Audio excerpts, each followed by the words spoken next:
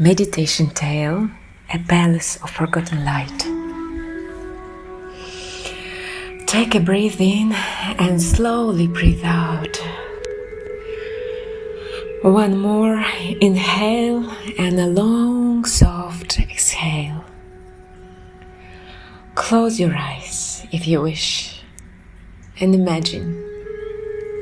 Once upon a time, in a land where mountains touched clouds, there lived a merchant's daughter.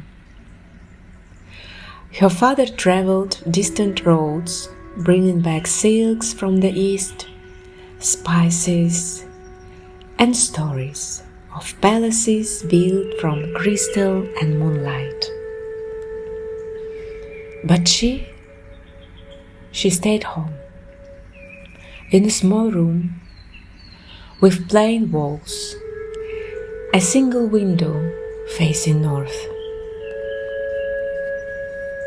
And she would watch other children running through gardens, laughing in country yards bright with flowers, their homes glowing warm in the evening. And sometimes a question would rise in her heart.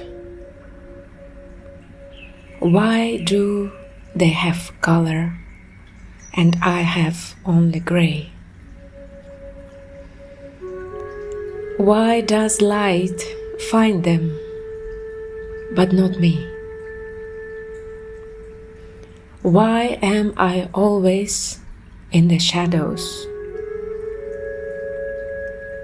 What she didn't know was that her father had built her a palace. Not someday, not later, already. A palace with 1,000 windows, each one fitted with the most precious stained glass from Venice. Rubies that caught fire at dawn, sapphires that held the depth of midnight, emeralds that breathed like living forests, halls lined with silk, floors inlaid with pearl, ceilings painted with stars that glowed softly in darkness. Everything prepared for her. But there was one thing missing: light. Her father had closed every shutter, drawn every curtain, dimmed every lamp, not to punish her, but to teach her something more precious than wealth, to teach her how to be still in the dark, to teach her how to find beauty in small things, to teach her that she could be whole even when she could not see her wholeness.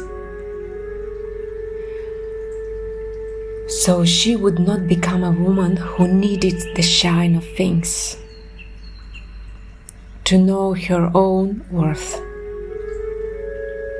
So she would not become someone who mistook having for being. So she would learn to carry light within herself before being surrounded by it. And the years passed, and the girl learned to listen to silence, to notice the sound of her own breath, to feel texture in dark, to treasure the single beam of northern light that found her window. She learned patience without bitterness, waiting without resentment, hoping without desperation. And something grew inside her, quiet and unshakable. Not confidence that comes from being seen, but presence that comes from seeing herself. And then one day, her father returned, older now, softer in his eyes. He took her hand and said only this: "It's time." And he led her through the house that she thought she knew, down a corridor she had walked 1,000 times, to a door she had never noticed, and he opened it. And light flooded in, not gentle, not gradual, radiant. And she gasped, because she was standing in the center of palace, her palace. The walls she had thought were plain were covered in tapestries woven with gold thread. The floor she had thought was cold stone was warm marble, veined with rose and amber. The ceiling she had thought was low and dark, soared high, painted with constellations. And the windows, oh, the windows! And her father pulled back the curtains one by one. Light poured through stained glass. Red and gold and violet and green, dancing across every surface, turned the room into a cathedral of color. And she stood there, trembling, not with joy, not yet, with understanding.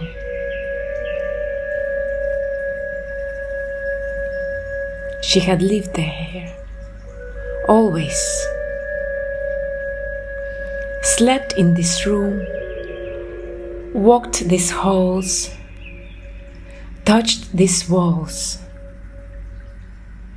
but she had never seen them, not because they were not beautiful, but because the light had not been turned on. And her father, with tears in his eyes, said softly, "I did not make you wait because I did not love you. I made you wait because I loved you more than comfort. I wanted you to know yourself in the dark, so that when the light came, you would not lose yourself in it. I wanted you to learn that you are not the palace. You are the light that makes it shine."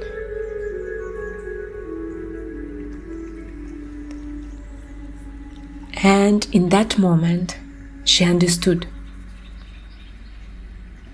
All those years in the dim room were not emptiness. They were fullness she could not yet see. All those moments of longing were not absence. They were presence she had not yet recognized. And that waiting was not punishment. It was love, protecting her from becoming small inside something vast.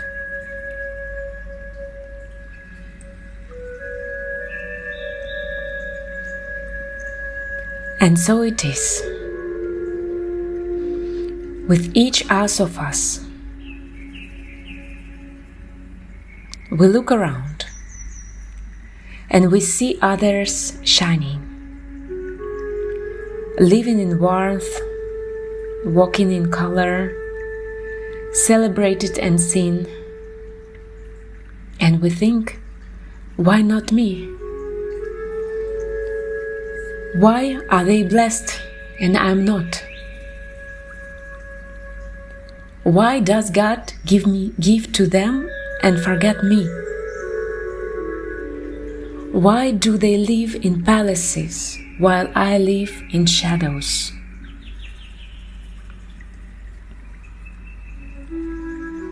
And we do not know that we are already in the palace, standing in the center of our inheritance, surrounded by beauty we cannot see yet, holding wealth we have not yet recognized, not because it is not there, but because the light has not been turned on, not because we were denied, but because we are being prepared. We are not in the waiting room of our life. We are in it. We are not walking toward our blessings. We are standing inside them. We are not hoping to one day be worthy.